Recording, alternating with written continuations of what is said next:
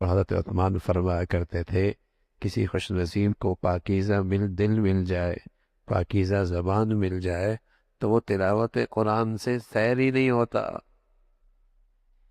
وہ تلاوت قرآن سے سیر بھی نہیں ہوتا۔ بھائی قرآن کو مضمون پڑھنا، مفہوم سمجھنا اور اس کا مطلب اور معنی سمجھنا بہت مبارک ہے، لیکن وہ بڑے نادان ہیں جو یوں کہتے ہیں کہ میاں بن سمجھے کے پڑھنے کا کیا فائدہ،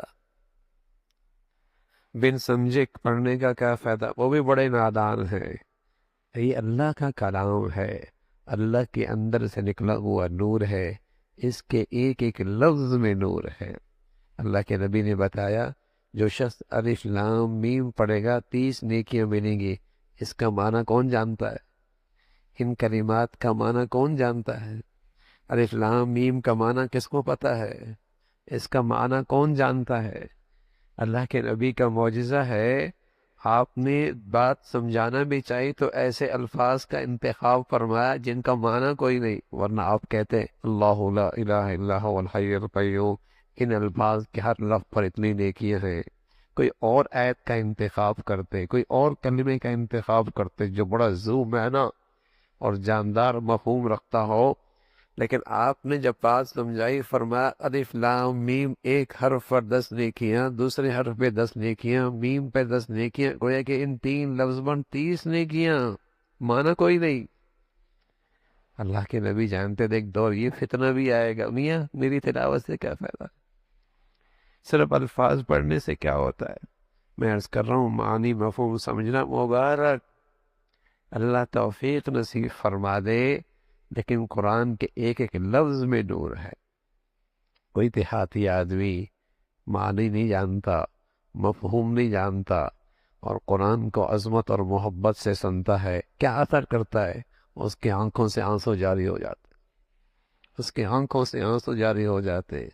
معنی نہیں جانتا، مفہوم نہیں جانتا، اس کے الفاظ نے اس کے دل پہ ایسا اثر کیا آنکھوں سے آنسو جاری ہو گئے، رونگٹے کھڑے ہو گئے، رونگٹے کھڑے ہو گئے۔ تو ان الفاظ کی بھی اپنی ایک تاثیر ہے۔ تو تلاوت قرآن یہ دوا بھی ہے، دوا بھی ہے بیمار دلوں کے لیے، یہ غذا بھی ہے صحت مند دلوں کے لیے، دوا بھی ہے ہاں بیمار دلوں کے لیے۔ علاج یہی ہے، تلاوت کرو، کثرت سے تلاوت کرو، دلوں میں رقت آئے گی، دلوں میں رقت آئے گی، نصائح خیر کی باتیں اچھی باتیں قبول ہونا آسان ہوگی، ورنہ سنا انسنی کر دے گا، سنی انسنی کر دے گا، عبرت کے اتنے نقشے ہیں اثر ہی نہیں دے گا۔ تو دوا بھی ہے، غذا بھی ہے۔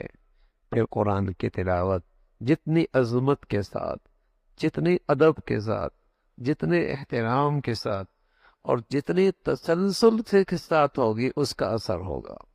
ایک ایک قطرہ اگر چٹان پہ گرے لیکن مسلسل گرے اثر پڑ جاتا ہے، اثر پڑتا ہے۔ اور پورا ٹینک آپ اس چٹان پہ پھینک دیں پانی کا، اثر کوئی نہیں ہوگا۔ تسلسل سے ایک ایک قطرہ پڑا، اثر پڑ گیا۔ تسلسل سے قرآن کی تلاوت ہے، اگرچہ وہ ابتدا معمول تھوڑا ہی کیوں نہیں لیکن تسلسل ہے، دل پہ نور کا اثر پڑے گا، دل پہ نور کا اثر پڑے گا۔ معمول بن جائے کہ میں نے اتنی تلاوت کرنی ہی کرنی ہے، خدا نخواستہ اس وقت پہ نہیں ہو سکی، چلو رات سوئیں گے نہیں جب تک کہ اپنا معمول مکمل نہیں کریں گے، جب تک اپنا معمول مکمل نہیں کر لیں۔ تسلسل کے ساتھ جب عمل ہوتا ہے ادب اور عظمت کے ساتھ، پھر اس کے انوارات ملتے ہیں، پھر اس کے انوارات ملتے ہیں، پھر اس کی تاثیر ہوتی ہے۔ تو رسول اللہ صلی اللہ علیہ وسلم سے طبیب اعظم، طبیب اعظم مربی اعظم کیا کہہ رہے ہیں؟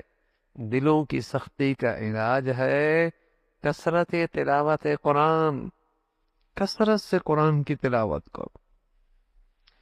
نظام الدین اولیاء رحمۃ اللہ علیہ فرمایا کرتے تھے اذکار میں سب سے بڑا ذکر تلاوت قرآن ہے، جتنا اس سے اللہ کا قرب نصیب ہوتا ہے کسی ذکر سے نہیں ہوتا۔ اللہ کے اندر سے نکلا ہوا ہے، اللہ کے اندر سے نکلا ہوا۔ کثرت سے قرآن کی تلاوت، مرد بھی، عورتیں بھی، ہاں، بوڑھے بھی، جوان بھی، معمول بن جائے، معمول بن جائے۔ ہندوستان میں آریہ سماج کا فتنہ ہوا، ہزاروں گھرانے مسلمانوں کے ہندو بن گئے۔ آریہ سماج کا بڑا مشہور فتنہ گزرا ہے تاریخ میں، مفسرین نے لکھا، علماء نے تاریخ میں بتایا کہ وہ گھر محفوظ رہے جن گھروں میں تلاوت قرآن ہوتی تھی، وہ دل محفوظ رہے اس فتنے کو قبول کرنے سے جن دلوں میں قرآن کی تلاوت کا نور تھا، وہ گھر محفوظ رہے جن گھروں میں قرآن کی تلاوت تھی۔ کیسے کیسے فتنے ہیں، بے حیائی کے، فحاشی کے، عریانی کے، نہ جانے کیسے کیسے فتنے ہیں۔ میرے گھر محفوظ ہو جائیں، میرے بچے بچیوں کی زندگیاں محفوظ ہو جائیں، تلاوت کے قرآن کو رواج دو تاکہ ان فتنوں سے بیزاری رہے، ان فتنوں سے انکار رہے، ان فتنوں سے وحشت ہونے لگے۔ لیکن اگر یہ نہیں ہے اور دل کی زمین گناہوں کی گندگیوں کے لیے سازگار ہو گئی اور دل کی دنیا فتنے قبول کرنے کے لیے سازگار ہو گئی، پھر روتے پھریں گے، پھر روتے پھر صرف حافظ ہونا بھی کافی نہیں۔ عجیب عجیب کہانیاں آتی ہیں، ایسے ایسے فتنے اللہ حفاظت فرمائے۔ حافظ کیا، تلاوت چھوڑ دی، حفظ کیا، تلاوت چھوڑ دی، قرآن پڑھا، چھوڑ دیا، اور ایسے فتنے میں پڑ گئے عبرتناک۔